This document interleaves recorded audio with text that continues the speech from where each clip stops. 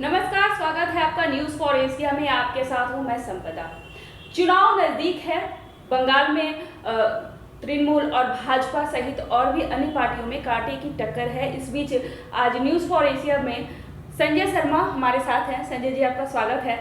संजय जी, तृणमूल कांग्रेस हिंदी प्रकोष्ठ के divisional convener हैं। इसके साथ ही ये तृणमूल के अच्छे नेता भी हैं और आज इनसे खासकर हिंदी पर ही हमारी चर्चा होगी। तो सर, अचानक तृणमूल का हिंदी से प्रेम बढ़ कैसे गया, क्या बात है? नहीं, अचानक से वाली कोई बात नहीं है। नहीं तो ये 1.5-2 सालों से ही हम देख रहे हैं कि ये काफी सालों से था।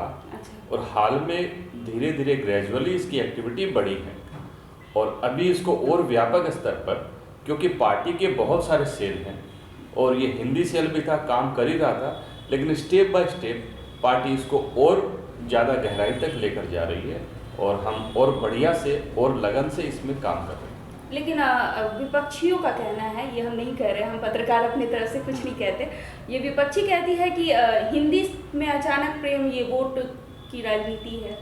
वोट की राजनीति तो सारी पार्टियां करती हैं।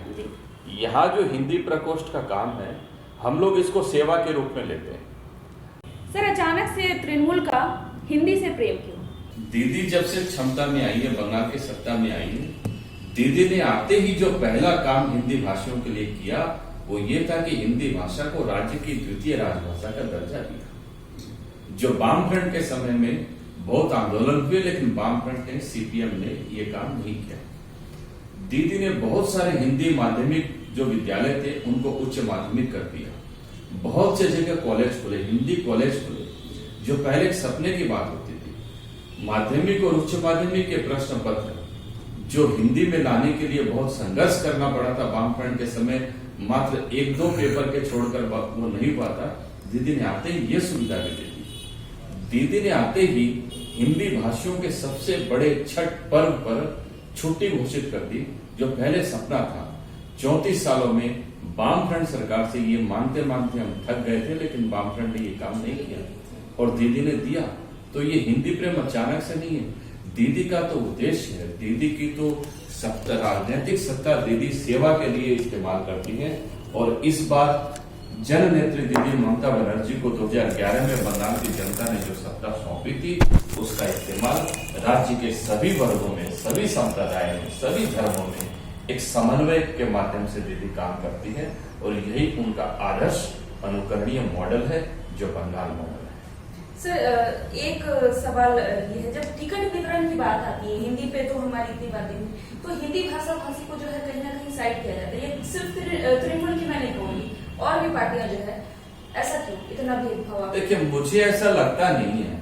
मैं अपने स्तर पर जब देखता हूँ तो कहीं एकाध अपवाद को छोड़कर ऐसी बातें कभी दिखती नहीं है।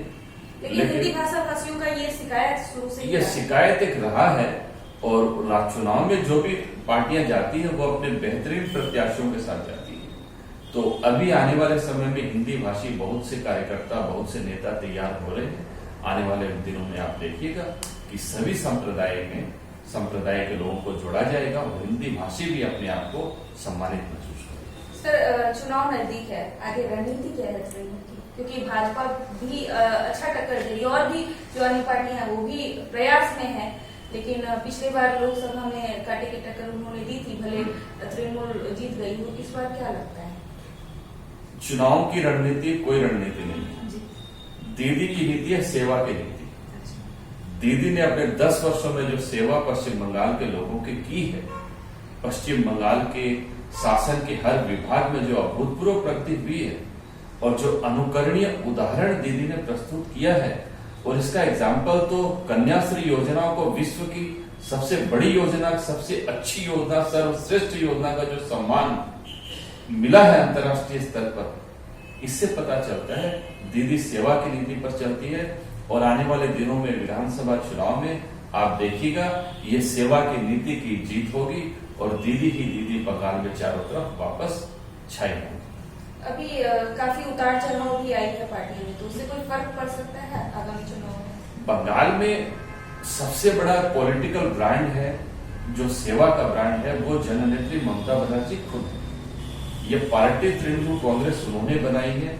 तृणमूल कांग्रेस की सर्वे सर्वा वो है बंगाल के करोड़ों युवा दीदी के कहने से चलते हैं, दीदी के कहने से उठते बैठते हैं, राजनीति करते हैं और राजनीति में उतार चढ़ाव आते रहते हैं, लोग आते रहते हैं, जाते रहते हैं, लेकिन दीदी की सेवा के अभियान में सारा बंगाल एक है और आने वाले चुनाव में इस बात का जीता जागता प्रमाण दुनिया के सामने हो।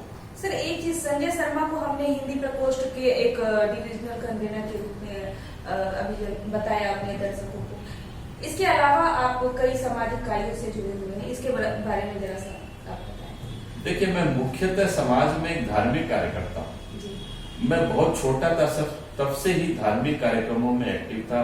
श्री हनुमान जयंती महोत्सव, श्री राम कथा, भागवत कथा, देवी पुराण, शिव महापुराण, इन सब के आयोजन करने में मैं जुड़ा रहता था। हमारी एक संस्था है, मानव सेवा तो इसमें आती है और बहुत सारी मानव सेवा, मैं बहुत सारे सामाजिक संगठन में हूँ, मारवाड़ी युवा मंच में हूँ, हमारे मारवाड़ी सम्मेलन है उसमें हूँ, एक हमारी यहाँ क्रांति परिषद हुआ करती थी उसमें हूँ। इन सब के माध्यम से डिफरेंट लेवल पर हमने काम किया है और असल में तो मानव सेवा से बढ़कर कोई सेवा नहीं है और इसमें हम लगे हुए हैं। और ये अभियान पहले दिन से, जिस दिन से मैंने समाज सेवा, धार्मिक सेवा में कार्यक्रम था, उसी दिन से उद्देश्य था कि जन की सेवा करना ही अपने जीवन का उद्देश्य। कोरोना लॉकडाउन बहुत ही खराब पीरियड रहा है, अभी भी लोग झेल ही रहे हैं। उस वक्त आपने क्या किया था? आपकी काफी संस्थाएं कोरोना महामारी के समय एक भयावह मानवीय त्रासदी की परिस्थितियां उत्पन्न हो गई थी। पूरा देश लॉकडाउन में था, दुनिया के कई देश लॉकडाउन में थे। अब हम इस लॉकडाउन के समर्थकों चाहे विरोधियों, ये एक अलग बात है। लॉकडाउन से क्या हासिल हुआ, उसके क्या परिणाम हुए, ये भी एक अलग बात है, इनको भी मैं साइड रखता हूँ। लेकिन लॉकडाउन से भुगतना तो पड़ा, बहुत से लोग बाहर फंस गए थे। हमने इस लॉकडाउन में अपने अपने स्तर पर, अपने अपने संगठनों के माध्यम से मानव मात्र की सेवा करने का काम किया। कहीं भोजन, कहीं राशन, जो जो हमारे संगठनों से हो सकता था हमने भरपूर किया। और इस लॉकडाउन में हमने जो सबसे एक और अच्छा काम जो किया, जो मुझे विश्वास है यह भी बहुत बड़ी सेवा थी, वो ये था कि बंगाल के बहुत से छात्र कोटा में पढ़ने जाते हैं, कोचिंग के लिए जाते हैं। हमने प्रयास किए, कोलकाता से साथियों ने प्रयास किए।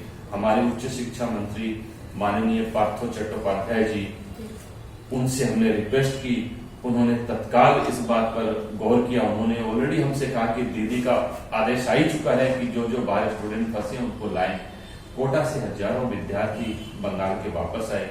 यहाँ जब विद्यार्थी उतर रहे थे बसों से और माँ बाप से जब गले मिल रहे थे, उस वेदना के हम साक्षी हैं और उस वेदना को हमने जिया है और लोगों को एक राहत प्रदान की है। और एक अच्छी बात क्या हुई इसमें, जब मैंने देखा कि ये बसें आई हुई हैं और यहाँ राजस्थान के काफी लोग फंसे हुए थे, तो मैंने सोचा प्रशासन से कहकर इन लोगों को वापस भेजने की व्यवस्था करो। हमारे यहाँ उस समय डीएम साहब थे, वो कुछ दिन पहले उन्होंने चार्ज लिया था। मैंने उनसे रिक्वेस्ट की कि ऐसी ऐसी बात है और हमें करना है। हमारे पर्यटन मंत्री जो डाकग्राम फुलबाड़ी से विधायक है श्री गौतम देव, उनसे मैंने रिक्वेस्ट की। हमारे जिला अध्यक्ष रंजन सरकार जी, वो भी हमारे साथ हो गए इस अभियान में। हमने प्रयास किया तो राज्य सरकार ने यहाँ जो राजस्थान के यात्री फंसे थे, अटक गए थे, उनको भेजने की व्यवस्था अपने खर्चे पर निःशुल्क कर दी।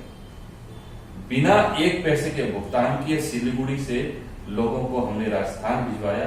500 से ज्यादा लोगों को हमने भेजा और उनके जो मेरे पास कमेंट्स आ रहे हैं, उनके जो मेरे पास सुझाव, उनके जो मन के उद्गार आ रहे हैं, वो सुनकर, वो देखकर, पढ़कर खुशी होती है कि हमने कुछ किया।